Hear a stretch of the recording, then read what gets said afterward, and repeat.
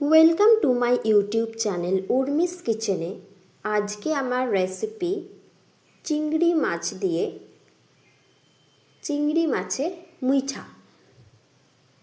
আসুন তাহলে দেখে নেওয়া যাক আমার এই রেসিপিটি। এর জন্য আমি একটু মসুর ডাল ভিজিয়ে রেখেছিলাম।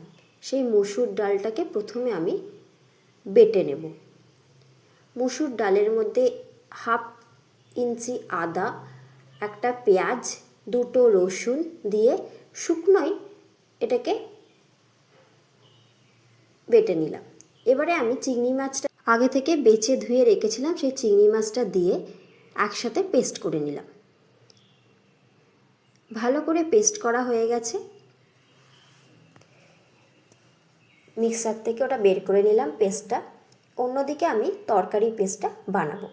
তার জন্য দুটো মিডিয়াম সাইজের পেঁয়াজ দিয়ে দিলাম, রসুন দিয়ে দিলাম 5-6 কোয়া। এটাকে পেঁয়াজটাকে পেস্ট করে নিয়েছি আর একটা টমেটোকেও পেস্ট করে নিয়েছি। এইবারে চিংড়ি মাছের পেস্টটার মধ্যে কাঁচা লঙ্কা কুচি দিয়ে দিচ্ছি,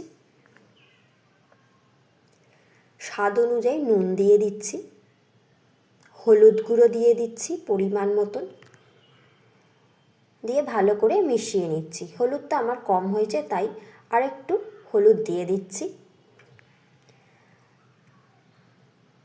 স্বাদ অনুযায়ী একটু চিনি দিয়ে দিলাম আর 1 পিঞ্চ মতন বেকিং সোডা দিয়ে দিলাম। এবারে ভালো করে মিশ্রণটিকে মেখে নিচ্ছি। মেখে নিয়ে অন্যদিকে আমি তেল গরম করতে বসিয়ে দিয়েছি। আমি এটা সর্ষের তেলে ভাজবো। কড়াইতে তেল গরম করে নিয়ে হাতের তালুতে একটুখানি তেল মেখে নিয়ে এইরকমভাবে হাতের মধ্যে নিয়ে মুইঠার মতন করে তেলের মধ্যে ছেড়ে দিলাম। এইভাবে প্রথমে আগে দুখানা দিয়ে তেলটাতে সরিয়ে নিচ্ছি, ভেজে সাইডে সরিয়ে দিলাম, দিয়ে বাকিগুলো ভেজে নিচ্ছি। এইভাবে প্রতি কটা চিংড়ি মাছের মুইঠা আমি ভেজে তুলে রেখে দেব।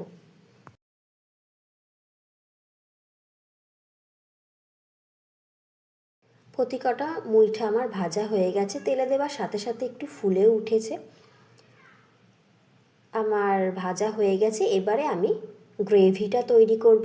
তার জন্য গ্রেভির আগে আমি এই তেলের মধ্যে একটু নুন হলুদ দিয়ে আগে থেকে আলু কেটে হালকা সিদ্ধ করে রেখেছি, সেই আলুগুলো এই তেলের মধ্যে দিয়ে হালকাভাবে ভেজে নেব, ভেজে তুলে রেখে দেব।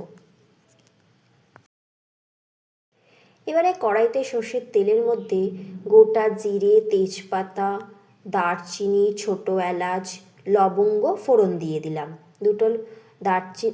দুটো ছোট এলাচকে ফাটিয়ে দিয়ে দিয়েছি।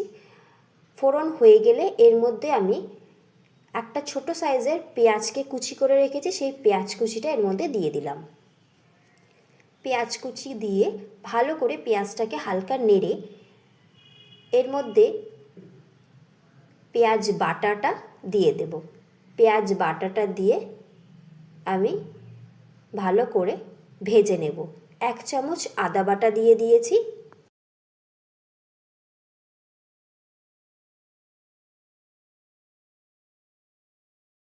আমার ভাজা হয়ে এসেছিল, সেই জন্য আমি টমেটো বাটাটা এবারে দিয়ে দিলাম।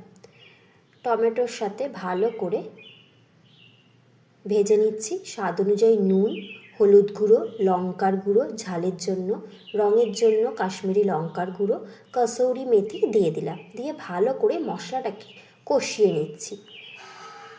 কষিয়ে নিয়ে মশলা থেকে তেল বেরোলে এর মধ্যে আমি আলুগুলো দিয়ে দেব।